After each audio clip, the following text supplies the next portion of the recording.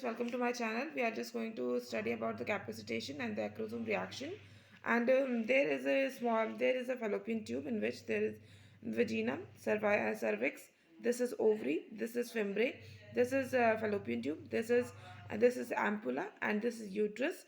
There is a semen that is present. There is a mucous substance which is present here, and they takes 5 minutes to move to the fallopian tube and move to the ampulla. And after that, we are just talking about the days of sex. 0 to 0 to 28 days that we are talking about. And if we take sex at 12, then 13, then 14, then 15, and then 16, then 16 day, there it is known as the fertilization or the external sex, or it is known as the physical contact. After that, it takes 14 days. And semen that is contain the fructose, citric acid, prostate glands.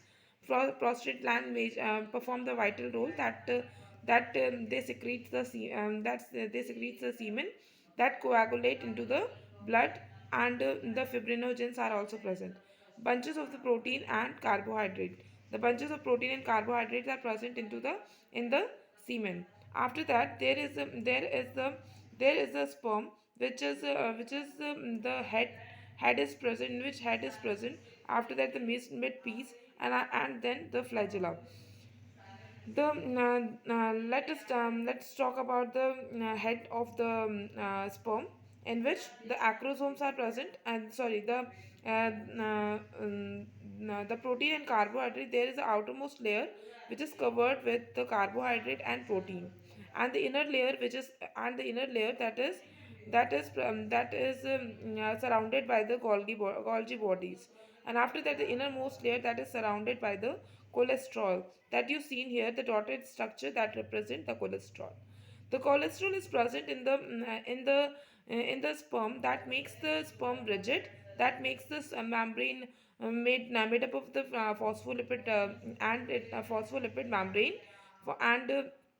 and it is also the receptor. It works as a receptor also.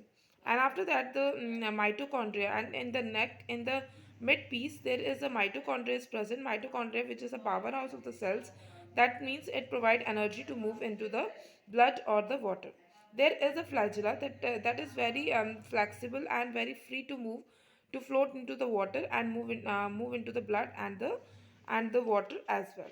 After that, we are just going to study about the cholesterol. Cholesterol move to the progesterone, and then moves to the androgen, then moves to the testosterone, and then move to estrogen, and then estro.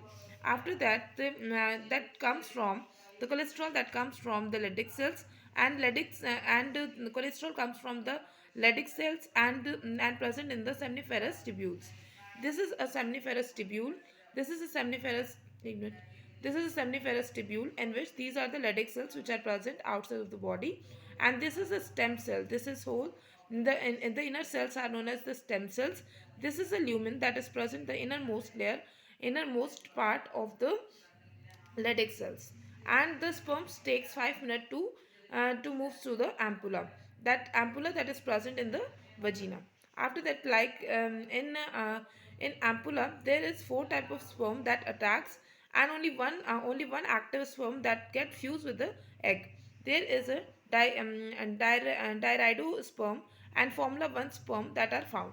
After that, there is the sperm, in which these are the receptor areas. These are the cholesterols which are present at the innermost layer, and these are the receptors. These are the hair like structure. These are the receptors which are present. And the neck piece that we already know that the mitochondria is present. That means it provides the energy. The intercellular receptor, it is no the intercellular receptors that moves to the surface. Intercellular receptors, when the cholesterols are moved to the surface, and when the cholesterol move to the surface, then it make very flexible, the body become weak.